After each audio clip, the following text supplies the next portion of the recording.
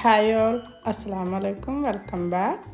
ഞാനിന്ന് വീട്ടിലുള്ള ചേരുവകൾ വെച്ചിട്ട് ഈസിയായിട്ട് ഉണ്ടാക്കാൻ പറ്റുന്ന ഒരു പ്ലം കേക്കിൻ്റെ റെസിപ്പിയാണ് ഈ വീഡിയോയിൽ കാണിക്കുന്നത്.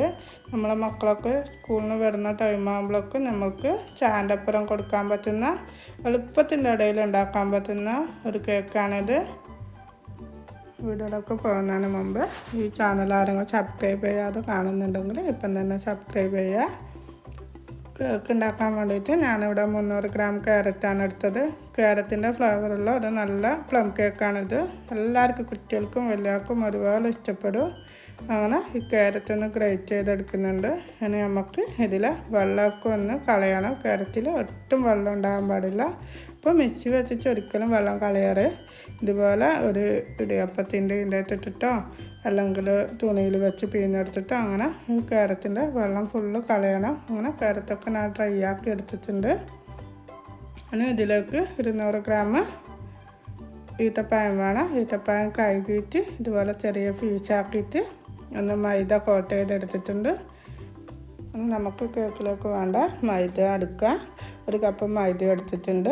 അതുപോലെ 1 ടീസ്പൂണ് ബേക്കിംഗ് പൗഡർ എടുത്തിട്ടുണ്ട്. എൻ്റെ ഇപ്പോൾ 1/2 ടീസ്പൂൺ ആയതുകൊണ്ടാണ് ഞാൻ 2 തവണ ഇട്ട് കൊടുത്തത്. അതൊന്ന് അരിച്ച് മാറ്റി വെക്കാം. പിന്നെ ഈ പഞ്ചസാര ഒന്ന് കാരമൽ ചെയ്തെടുക്കണം കളറിന് വേണ്ടിയിട്ട്. 1/4 കപ്പ് പഞ്ചസാര ഇട്ടിട്ട് ഇതുപോലെ കാരമൽ ചെയ്താൽ കാരമലായി കഴിഞ്ഞിട്ടാകുമ്പോൾ ഇതിലേക്ക് 2 ടേബിൾ സ്പൂണ് വെള്ളം ഒഴിച്ച് ലൂസാക്കുക. വെള്ളം ഒഴിക്കുമ്പോൾ ശ്രദ്ധിക്കുക, കൈ പൊള്ളാതെ നോക്കണം. അടുത്തതായിട്ട് 1/4 കപ്പ് ബട്ടർ എടുത്തിട്ടുണ്ട്. അതുപോലെ തന്നെ 1/4 കപ്പ് സൺഫ്ലവർ ഓയിൽ എടുത്തിട്ടുണ്ട്. അങ്ങനെ ബട്ടർ ഇല്ലെങ്കിൽ 1/2 കപ്പ് സൺഫ്ലവർ എടുക്കുക. ഒന്ന് ചെറിയ ബീറ്റ് ആക്കണമെന്നില്ല. ഞാനിപ്പം ബട്ടർ ഉള്ളതുകൊണ്ട് ഒന്ന് ചെറുങ്ങനെ ഒന്ന് ബീറ്റ് ചെയ്തെടുത്തിന്.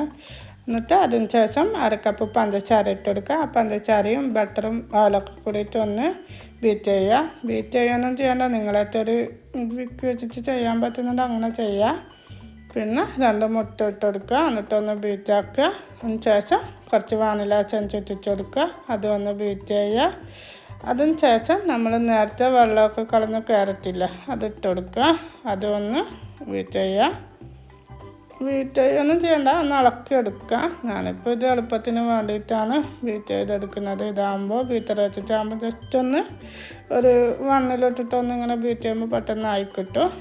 അതിനുശേഷം നമുക്കിതിലേക്ക് നേരത്തെ അരിച്ച് മാറ്റി വെച്ച പൊടി ചേർത്ത് കൊടുക്കുക, മൈദ ചേർത്ത് കൊടുക്കുക. അങ്ങനെ മൈദ ഇട്ടിട്ട് ഒന്ന് ബീറ്റ് ചെയ്തെടുക്കുന്നുണ്ട്. പൈത് ഇട്ടിട്ടാണ് ഞാൻ ബീറ്റ് ചെയ്തെടുക്കുന്നത്. ഞാൻ അടുത്ത പാത്രം കുറച്ച് ചെറുതായിപ്പോയി, അതാണ് പ്രശ്നം.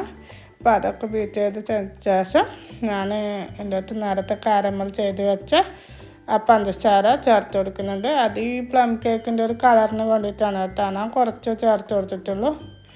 അപ്പോൾ പിന്നെ അത് കഴിഞ്ഞിട്ടാകുമ്പോൾ നമുക്ക് നേരത്തെ ഈത്തപ്പഴം മൈദ കോട്ട് ചെയ്ത് വെച്ച് നല്ല ചെറിയ പീസാക്കിയിട്ട് അത് ചേർത്ത് കൊടുക്കുക. അത് അധികം ഇളക്കാതിരിക്കുക, എല്ലാം അടിയിൽ പോയിക്കും.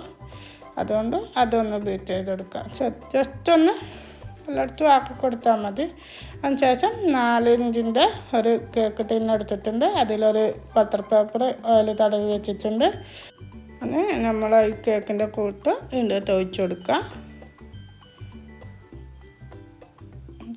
എല്ലായിടത്തും വെച്ച് ഒന്ന് തട്ടിക്കൊടുക്കുക. അതായത് ഇതുപോലെ ഒന്ന് തട്ടിക്കൊടുക്കുക, എയറൊക്കെ ഒന്ന് പോകാൻ വേണ്ടിയിട്ടാണ്. അപ്പോൾ അതേ ടൈം തന്നെ ഞാനൊരു കുക്കർ ചൂടാകാൻ വെച്ചിട്ടുണ്ടായിരുന്നു. വെറും കുക്കറിൻ്റെ അടിയിൽ പാനൊന്നും വെച്ചിട്ടില്ല.